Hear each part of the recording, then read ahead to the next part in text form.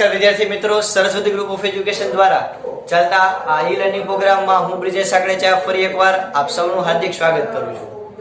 આપણે ધોરણ 11 ની અંદર ફિઝિક્સ ની અંદર ચેપ્ટર નંબર 8 નો અભ્યાસ કરતા હતા, ગુરુત્વાકર્ષણ, કે જેમાં આપણે લેક્ચર નંબર 11 પહોંચ્યા છીએ. આગલા લેક્ચર 10 ની અંદર આપણે ગુરુત્વાકર્ષણ, કેપ્લરના 3 નિયમ, ત્યારબાદ આપણે ગુરુત્વાકર્ષણ બળ કઈ રીતે લાગે, ગુરુત્વાકર્ષણનો સાર્વત્રિક નિયમ, ગુરુત્વ પ્રવેગ શું છે, કહી શકાય કે ગુરુત્વ પ્રવેગનું મૂલ્ય એટલે કે સ્મોલ g 9.8, એનો ઊંચાઈ અને ઊંડાઈ એમાં શું ફેરફાર આવે એના વિશે આપણે ડિટેલમાં અભ્યાસ કરી ચૂક્યા છીએ. ચાલો હવે આપણે ફરી પાછા એક નવો ટોપિક લઈએ કે જેનું નામ છે ગુરુત્વીય સ્થિતિ ઊર્જા. તો પહેલા તો સ્થિતિ ઊર્જા કોને કહેવાય? પોટેન્શિયલ એનર્જી, જેને તમે ભણી ગયા. બે પ્રકારની એનર્જી તમે વિસ્તૃતમાં ચર્ચા કરી ગયા ચેપ્ટર નંબર 6 ની અંદર, ગતિ ઊર્જા અને સ્થિતિ ઊર્જા. તો ભાઈ સ્થિતિ ઊર્જા શું છે? એક જનરલ એક્ઝામ્પલ આપીએ તો ભાઈ તમે એક પાણી ભરેલો ગ્લાસ છે, એ પાણી ભરેલા ગ્લાસને તમે ફક્ત આવી રીતે પકડો. જો તમે 2 સેકન્ડ સુધી પકડશો તો કાંઈ ફેરફાર નહીં આવે. તમને કાંઈ 2 સેકન્ડ સુધી કોઈ આમ ગ્લાસ પકડો પાણી ભરેલો, કાંઈ તમને ફેરફાર લાગશે નહીં લાગે. હવે એ જ પાણીનો ગ્લાસ છે એ તમે 10 કલાક સુધી પકડો તો ઓબ્વિયસ વાત છે કે આપણો હાથ હતો નહોતો થઈ જશે, બરોબર છે ને? તો વિચાર કરો કે પાણી એને જ છે, ગ્લાસ પણ એને જ છે, પણ આપણે એને વધારે વાર પોઝિશન ઉપર વધારે વખત આપણે એને રાખી મૂક્યું તો શું થયું ભાઈ? એમને એની રીતે આપણને શું કામ નથી ચાલી શકતા, આપણને અતિશય હાથ દુખવા માંડે? તો કે ભાઈ નીચે ગુરુત્વાકર્ષણ બળ લાગે છે, એટલે કે ગુરુત્વીય સ્થિતિ ઊર્જાનું મૂલ્ય વધતું જાય છે. ગુરુત્વીય સ્થિતિ ઊર્જા લાગે છે તો એને કહેવાય સ્થિતિ ઊર્જા. પદાર્થ જ્યારે કોઈ પણ જગ્યા ઉપર સ્થિર થઈ ને, કોઈ પણ જગ્યા ઉપર આમ સ્થિર થઈ, કોઈ પણ પદાર્થ કોઈ જગ્યા ઉપર આમ સ્થિર થઈ જાય ને એટલે ધીરે ધીરે સ્થિતિ ઊર્જા જણાવતો હોય. તો તમને પ્રશ્ન થઈ ગયો છે સ્થિતિ ઊર્જા એટલે પદાર્થ સ્થિર રહે તો સ્થિતિ ઊર્જા, ગતિમાં હોય તો ગતિ ઊર્જા. આપણે એટલું સમજીએ છીએ. ગતિ ઊર્જાનો પ્રેક્ટિકલ એક્ઝામ્પલ આપણને ખબર છે કે આપણે દોડીએ તો આપણે દોડીએ એટલે એના માટે કંઈક ઊર્જા જોઈએ, તેને ગતિ ઊર્જા કહેવાય. હવે સ્થિતિ ઊર્જાનું એક્ઝામ્પલ શું? તો કે મેં તમને વર્ણવ્યું કે તમે કોઈ પણ પોઝિશનમાં તમારો હાથ આપણે એમ કહીએ કે ભાઈ આવી રીતે આમ તમારે રાખવાના, અત્યારના વાંધો ના આવે, પણ આમને આમ 10 કલાક રાખવાનું કોઈ રાખશે નહીં રાખે. આપણા હાથ આખા દુખવા માંડશે એટલે તરત આપણે નીચે રાખી દઈશું, આ બધો ભાગ દુખવા માંડશે. કારણ કે કોઈ પદાર્થ સ્થિર રહે ને તો સ્થિર રહે એટલે એ સ્થિતિ ઊર્જા ધરાવતું હોય.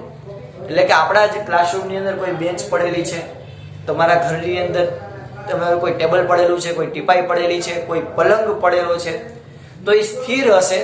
તો એ સ્થિર હોવાને કારણે તે સ્થિતિ ઊર્જા ધરાવે છે. એનું મૂલ્ય આપણને ન ખબર પડે પણ બિચારા છતને ખબર પડે.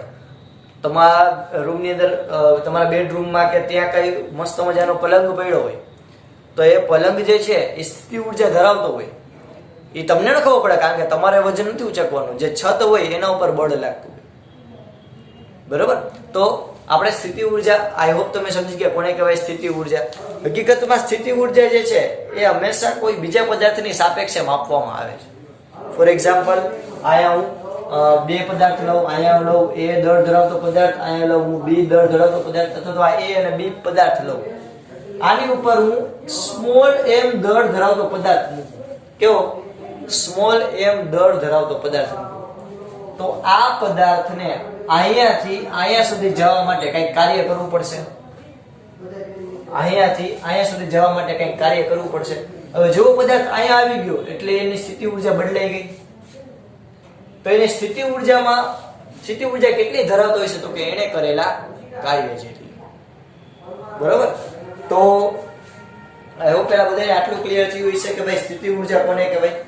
હજી આપણે થોડીક ચર્ચા કરીએ સ્થિતિ ઊર્જા વિશે. સ્થિતિ ઊર્જા એટલે શું થાય? તો કે ભાઈ સ્થિતિ ઊર્જા એટલે ક્યારે કોઈ પદાર્થ સ્થિર હોય તો એ સ્થિતિ ઊર્જા ધરાવતો હોય, એટલું આપ જાણો છો, બરોબર? હવે અનંત અંતર જ શું કામ લેવામાં આવે? પેલા તો એ પ્રશ્ન. સ્થિતિ ઊર્જાનું મૂલ્ય હોય ને એ આપણે, મેં હમણાં જ કીધું કે કોઈ પદાર્થની સાપેક્ષે માપીએ છીએ. એટલે કે મારી સાપેક્ષે આની સ્થિતિ ઊર્જા વધારે, મારા કરતા આની સ્થિતિ ઊર્જા ઓછી છે, તો આપણે સાપેક્ષ એટલે કે સાપેક્ષ પ્રમાણે સરખામણી કરીએ છીએ. તો આપણે રેફરન્સ પોઈન્ટ તરીકે આપણે ફોર એક્ઝામ્પલ લેવું છે 0, કે આપણે 0 થી કોઈ પદાર્થની સ્થિતિ ઊર્જા માપવી છે કે કોઈ પદાર્થ છે 5 જૂલ સ્થિતિ ઊર્જા ધરાવે છે, આ A નામનો પદાર્થ છે એ 5 જૂલ સ્થિતિ ઊર્જા ધરાવે છે, કોઈ B નામનો પદાર્થ છે એ 15 જૂલ સ્થિતિ ઊર્જા ધરાવે છે, કોઈ C નામનો પદાર્થ છે એ 30 જૂલ સ્થિતિ ઊર્જા ધરાવે છે.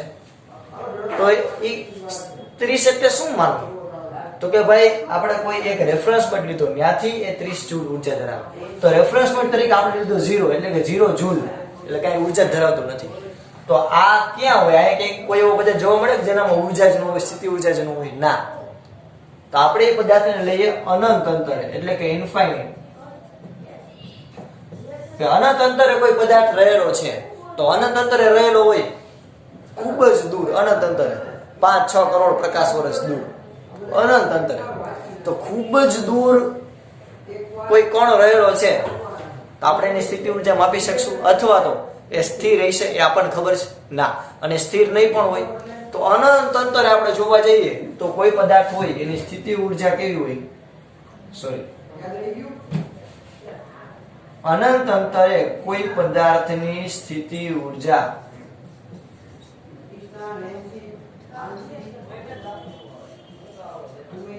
કે જેને હું પોટેન્શિયલ એનર્જી કહું, કેવી હોય? 0. તો અનંત અંતરે ખૂબ જ દૂર કોઈ પદાર્થની સ્થિતિ ઊર્જા કેવી હોય? 0. હવે આપણે શું કરશું તો કે કોઈ એક પદાર્થ લીધો, આ બધું વિરેસ કરી નાખું છું, આ બધું ત્યાં લખી લેજો.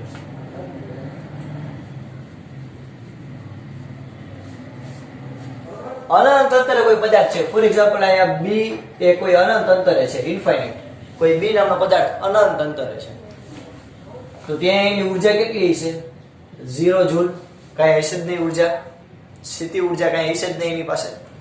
હવે આ B નામના પદાર્થને મારે આપણું કોઈ A નામનો પદાર્થ છે કે જે પોતે ગુરુત્વાકર્ષણ બળ ધરાવે, ફરી આપણે આપણી પૃથ્વી લઈ લઈએ તો આપણી પૃથ્વી ઉપર કોઈ પદાર્થને મારે મૂકવો છે, તો એ પદાર્થને ફોર એક્ઝામ્પલ મેં અહીંયા મૂક્યો, આ M દળનો પદાર્થ અહીંયા હું લઈ ગયો,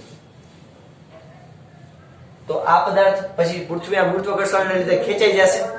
ઓકે, કોઈ પણ વાતાવરણમાં પૃથ્વીના ગુરુત્વાકર્ષણને કારણે કોઈ પદાર્થ આવ્યો તો પૃથ્વીને પોતાની તરફ ખેંચી લેશે. આ અહીંયા તો પૃથ્વીને ખેંચી લેશે, નીચે પડશે, બગડીને કરતો ભટકાશે, જમીનમાં મોટો ખાડો કરી દેશે. પછી પદાર્થ કેવો થઈ ગયો? સ્થિર થઈ ગયો.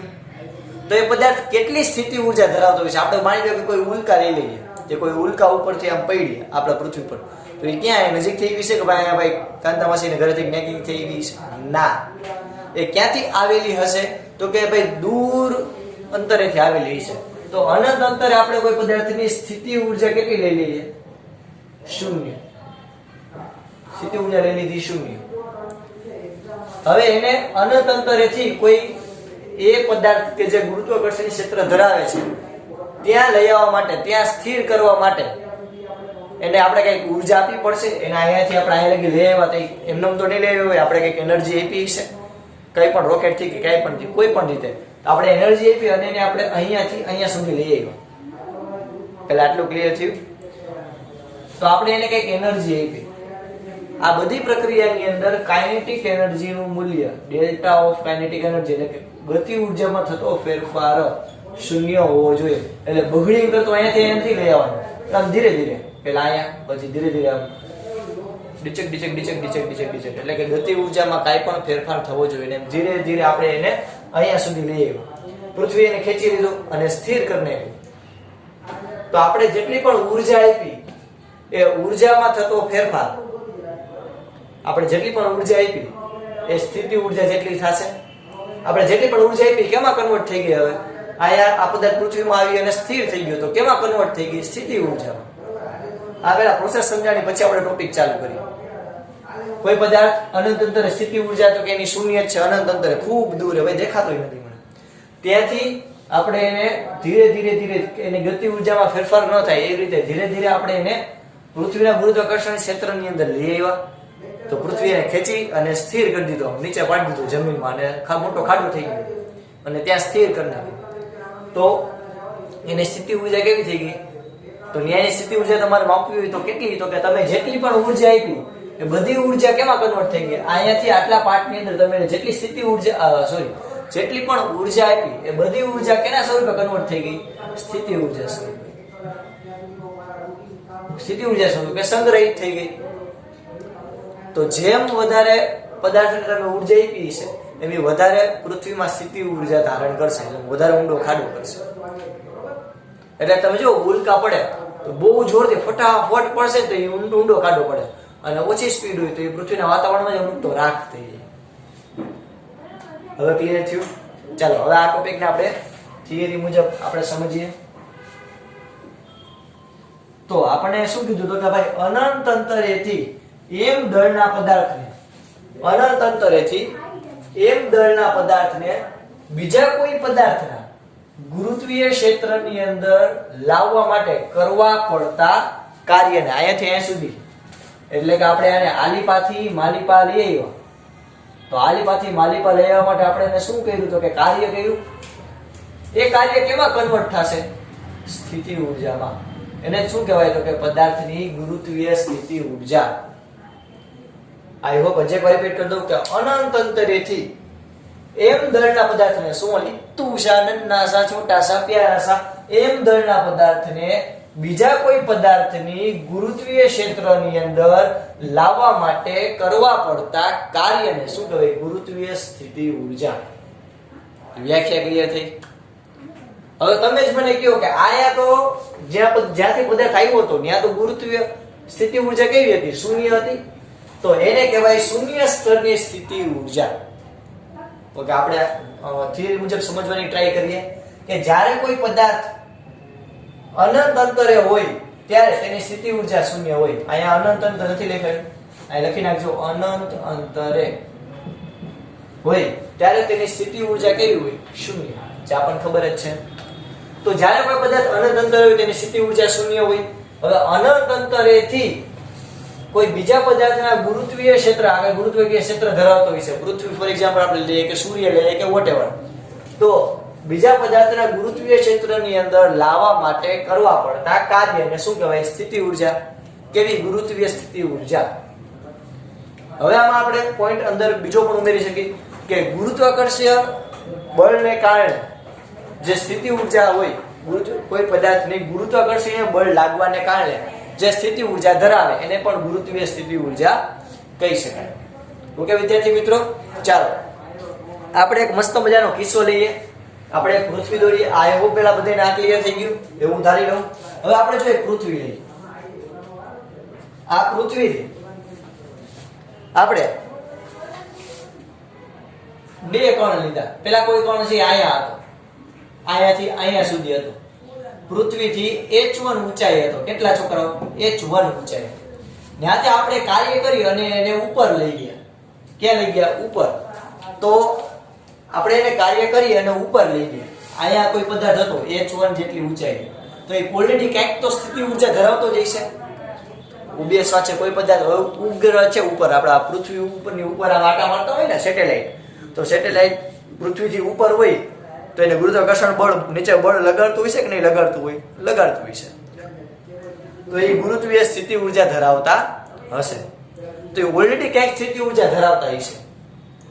હવે ત્યાંથી સેટેલાઇટને આપણે કંઈક ધક્કો મારીને ઉપર લઈ ગયા, તો ધક્કા મારવા માટે આપણે કંઈક કાર્ય કરશે.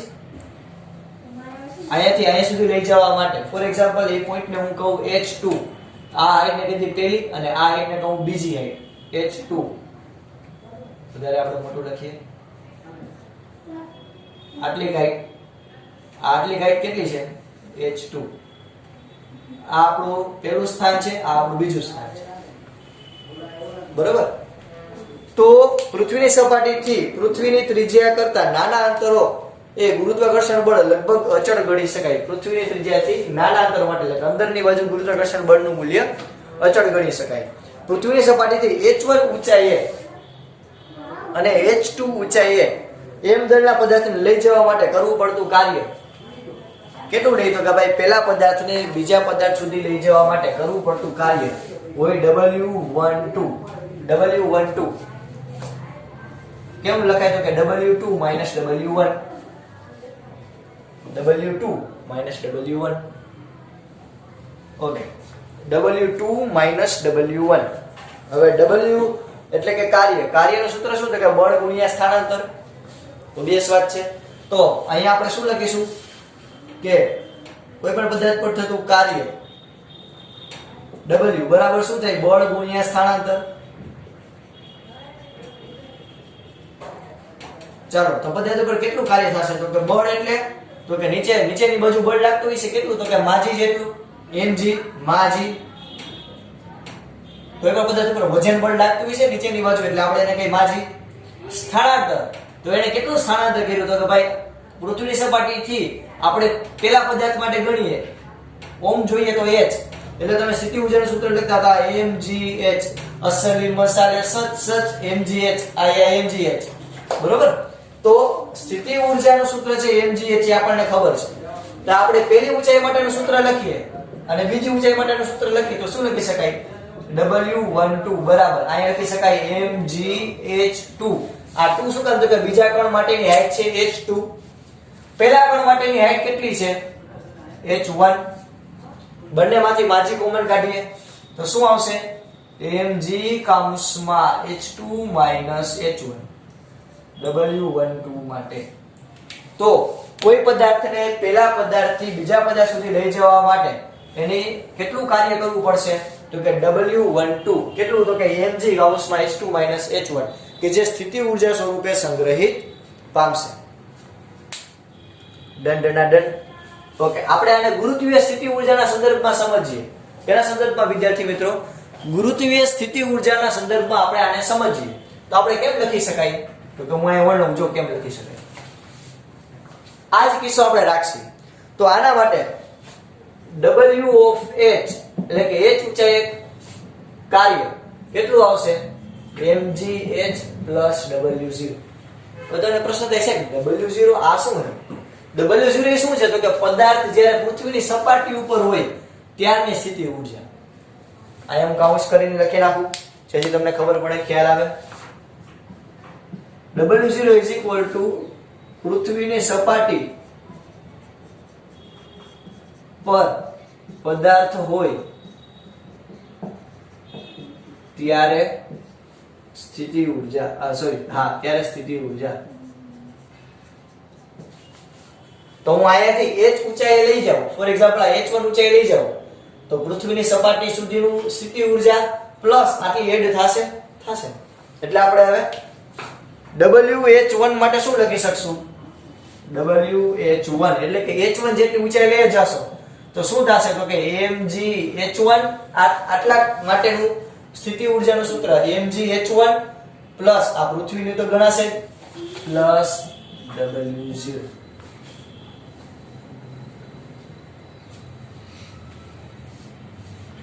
પહેલા આટલું બધાને ક્લિયર થયું હશે. WH2 લખીએ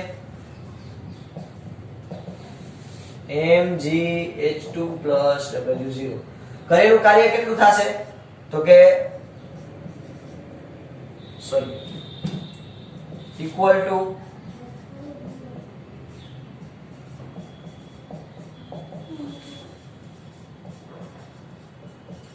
એ જ સૂત્ર આવી ગયું પાછું mgh2 mgh1. આઈ હોપ બધાને ક્લિયર થયું હશે. અને આપણે થોડું લાલ બત્તી કરી નાખીએ આની એટલે આપણને ખ્યાલ આવે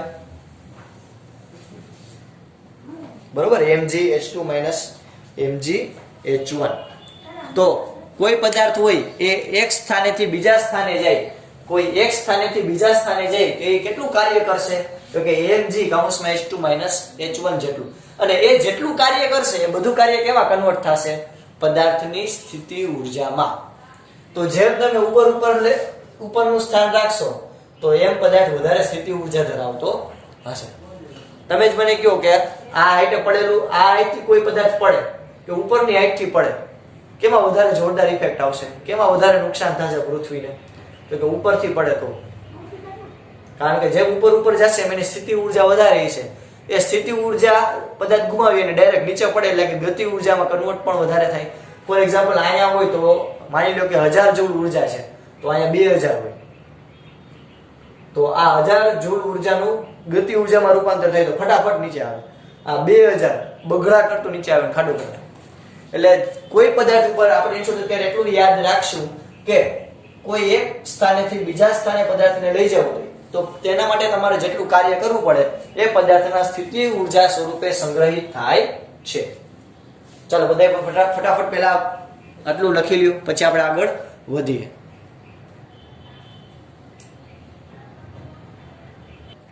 ચાલો એના માટે આપણે થોડીક સૂત્રની સાબિતી જોઈએ. તો આપણે પહેલા તો કોઈ પદાર્થ ઉપર ગુરુત્વાકર્ષી બળ કેટલું લાગે, તો કે આપણને એના માટેનું સૂત્ર ખબર છે કે બળ F = Gm1m2/r². ચાલો આપણે કોઈ અહીંયાથી m દળનો પદાર્થ છે, કોઈ m દળનો પદાર્થ, ફોર એક્ઝામ્પલ આ બિંદુએ કોઈ સ્મોલ m દળ ધરાવતો પદાર્થ છે, તો આપણે એના માટેનું લાગતું બળનું સૂત્ર શું લખી શકશું?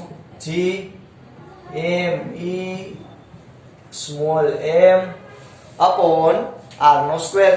આટલા આખા અંતરને આપણે કહીએ પૃથ્વીના કેન્દ્રથી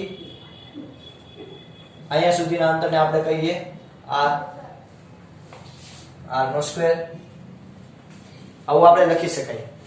હવે આપણે શું કરવું છે, તો કે હવે આપણે આ 1 થી આ પહેલેથી, એટલે કે આપણું જે 1 નામનું સ્થાન છે ત્યાંથી આપણે બીજા સ્થાને જવું છે. તો એના માટે આપણે કાર્ય કરવું પડશે. તો કાર્યનું W21 કેટલું થશે, તો કે ભાઈ કાર્ય એટલે બળ ગુણ્યા સ્થળાંતર. આપણને ખબર છે તો કેટલું બળ, તો કે ભાઈ પેલા પદાર્થથી બીજા પદાર્થ ઉપર લાગતું બળ, આ પેલા પદાર્થથી બીજા પદાર્થ પર લાગતું બળ એનું હું સંકલન કરીશ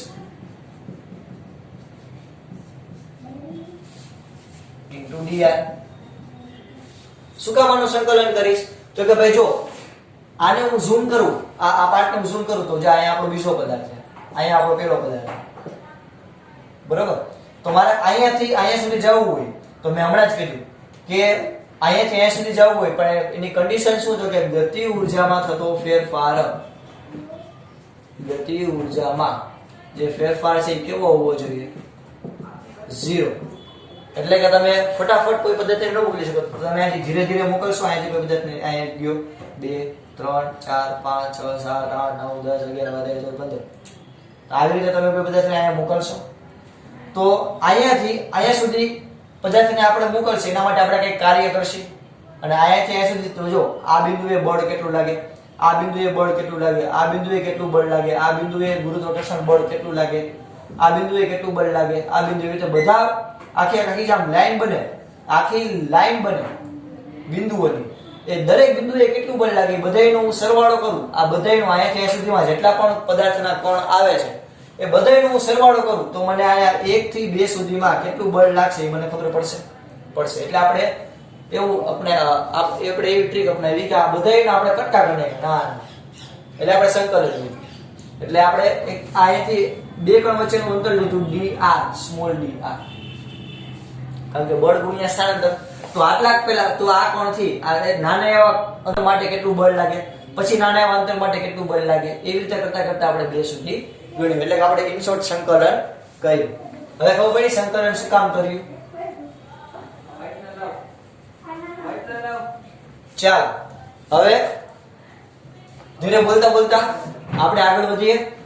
તો સંકલન આનું કરવાનું છે જગતની માલિકા. કેમ આવશે સંકલન? તો કે ભાઈ W21 આનું સંકલન, તો કે ભાઈ G એટલે સાર્વત્રિક અચળાંક બહાર કાઢી લ્યો, Me પૃથ્વીનું દળ બહાર કાઢી લ્યો, પદાર્થનું દળ એ પણ અચળ હોય. તો અહીંયા વધ્યું શું અંદર? 1/r². એની આપણે લિમિટ ક્યાંથી મૂકશું? લિમિટ કેટલી મૂકશું? તો કે લિમિટ મૂકું r1 થી r2. એટલે કે હું કેન્દ્રથી આ પેલા પદાર્થની જે અંતર છે એને હું કહું r1, અને આ બીજા પદાર્થ સુધીનું અંતર છે કેન્દ્રથી એને હું કહી દઉં r2. તો આપણે લિમિટ મૂકી r1 થી r2, એટલે અહીંયા r1 થી r2. તો આના માટે આપણે સૂત્ર મુજબ લખીએ તો શું થશે? તો કે Gmem અહીંયા આનું સંકલન શું થાય? સોરી, આનું જે સંકલન કરવાનું બાકી હતું એટલે અહીંયા જ આવશે. તો આનું આપણે સંકલન શું થશે? તો કે આપણને ખબર છે કે 1/r². તો આને આપણે આમ લખી શકીએ r⁻².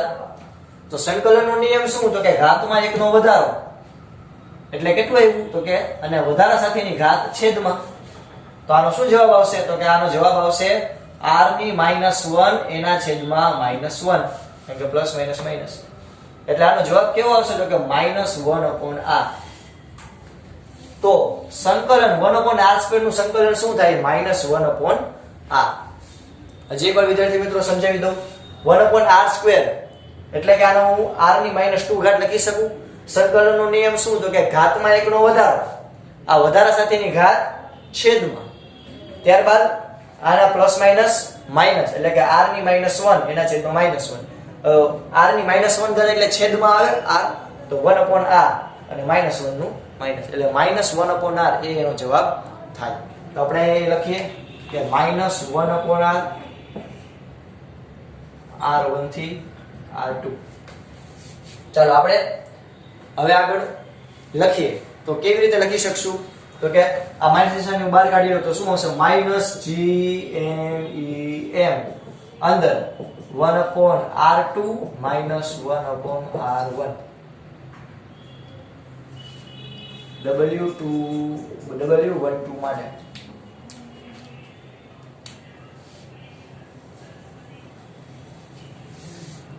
તો કેટલું કાર્ય આપણે કરવું પડશે અહીંયાથી અહીંયા સુધી જવા માટે?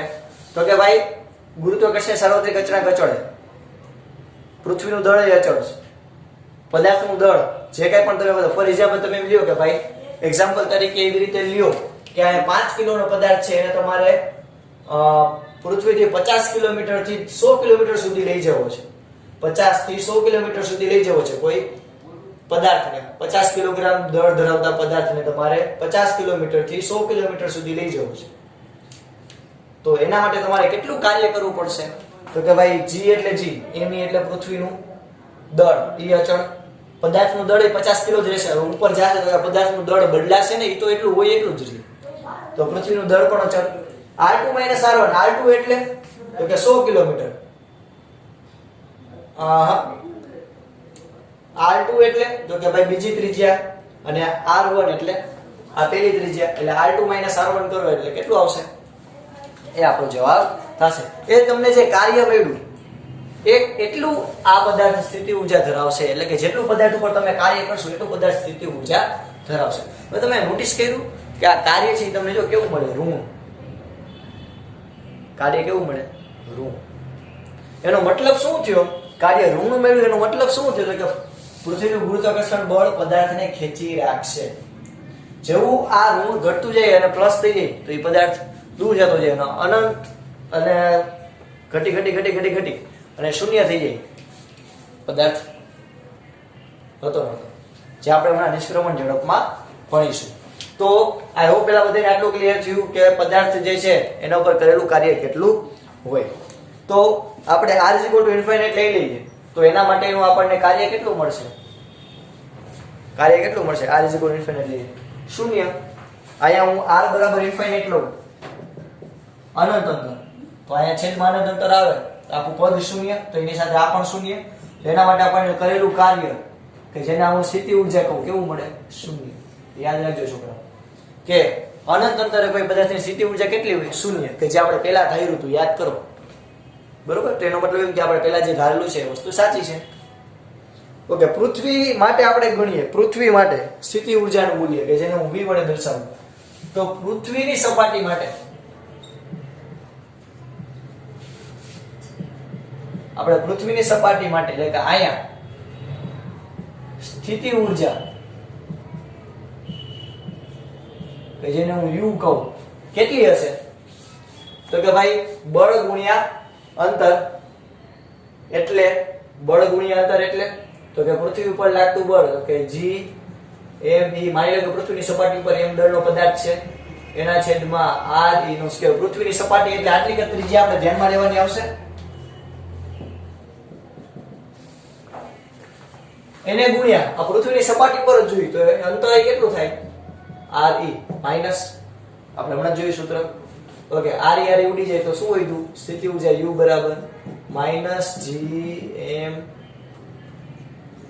e/re, કે જે પૃથ્વીની સપાટી ઉપર ગુરુત્વાકર્ષણ ગુરુત્વીય સ્થિતિ ઊર્જાનું સૂત્ર દર્શાવે છે. તો પૃથ્વીની સપાટી પર ગુરુત્વાકર્ષીય સૂત્ર સ્થિતિ ઊર્જાનું મૂલ્ય આટલું હશે આ સપાટી ઉપર. સપાટીથી તમે ઉપર જાઓ તો એના માટેનું સૂત્ર આ લાગુ પાડવાનું, અને અંદર બધે અચળ હશે બળ, એટલે આમાં પણ કઈ સ્થિતિ ઊર્જામાં એટલો બધો ફેરફાર નહીં આવી શકે. અને અનંત અંતરે ખૂબ જ દૂર સ્થિતિ ઊર્જાનું મૂલ્ય શૂન્ય. તો હજી એકવાર થોડાક નજીક આવતા જઈએ. અનંત અંતરે સ્થિતિ ઊર્જાનું મૂલ્ય શૂન્ય. ત્યાંથી નજીક આવીએ તો આ સૂત્ર લાગુ પડશે, એટલે કે પૃથ્વીથી ઉપર તમે ગમે ને હળી કરો તેના માટે આ સૂત્ર લાગુ પડશે.